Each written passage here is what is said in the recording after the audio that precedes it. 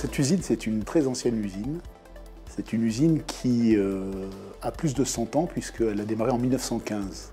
Elle a démarré par de la fabrication de pièces en fonte. C'était des pièces pour la guerre, pour la Première Guerre mondiale. Et après, au fur et à mesure de l'évolution de l'activité, elle s'est mise à fabriquer des pièces en acier moulé en 1942.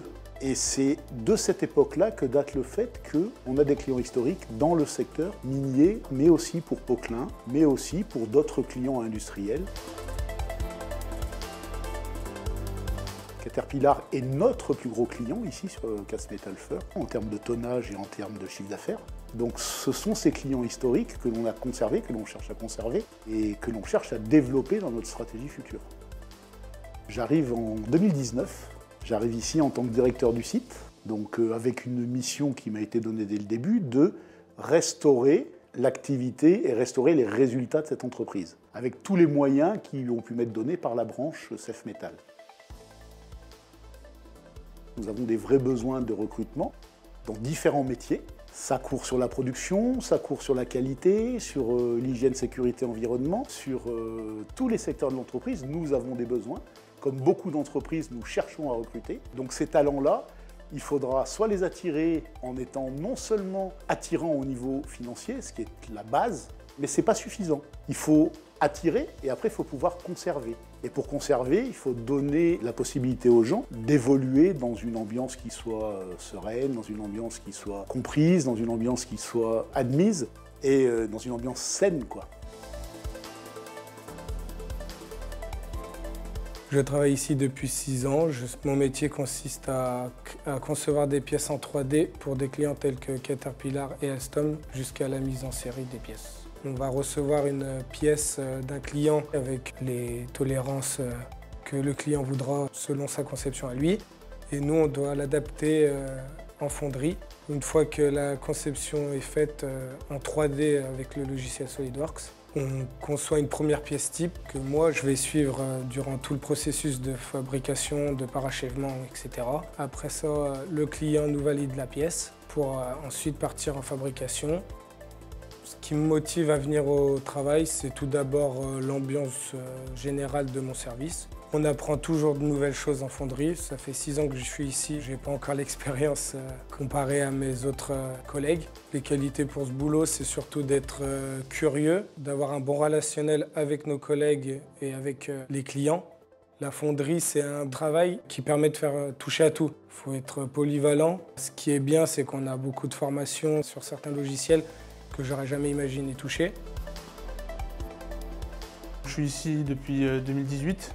Donc j'ai signé un CDI en 2018, mais j'ai fait 1 an d'alternance avant. On m'a embauché en tant que préparateur méthode maintenance.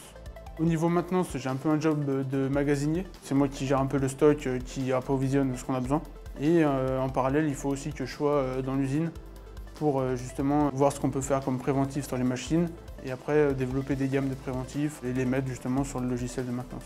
Le préventif, c'est un mode opératoire qui permet aux techniciens d'avoir toutes les tâches qu'il faut faire sur une machine. Donc par exemple du nettoyage, du contrôle visuel, c'est vraiment du préventif et de laisser la machine optimale pour longtemps. Nous, en particulier, là maintenant, je trouve qu'on a une assez bonne ambiance. On arrive tous à travailler les uns avec les autres. C'est plutôt pas mal, je trouve. Moi, c'est ma première boîte ici, donc j'apprends tout ce côté de travailler avec les autres. Et au niveau connaissances techniques, parce que dans l'usine, on a beaucoup de choses, beaucoup de machines. On ne voit jamais la même chose et c'est ça qui est vraiment intéressant dans ce qu'on fait.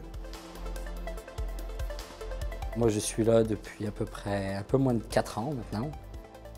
Je suis contrôleur magnétoscopie et je décèle les défauts jusqu'à 1 mm sous la surface de la pièce.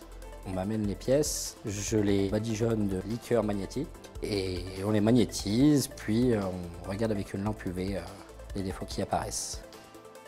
J'ai commencé en 2018 ici, j'étais opérateur robot coupe. Il faut alimenter un robot qui sépare les maslottes de la pièce, de manière qu'elle puisse aller au traitement thermique par la suite. J'y suis resté une bonne année. On m'a proposé de passer un examen pour la magnétoscopie et dernièrement on m'a proposé de passer une autre méthode de contrôle qui est les ultrasons et qui devrait se faire d'ici fin d'année et début d'année prochaine. Les qualités requises pour ce poste sont l'acuité visuelle, la précision. Il faut surtout vraiment vous regarder l'ensemble de la pièce, il ne faut pas louper 1 mm, il faut être rigoureux. C'est une sorte de fierté, oui. Quand on sait à quoi la pièce sert exactement, où elle se place, quand on voit à la télé des gros engins Caterpillar, on est fier de voir des pièces qu'on a eu contrôler, fabriquées ici. Oui. Ce qui me motive dans mon travail, c'est surtout de ne pas laisser partir de pièces avec un défaut et la satisfaction du client.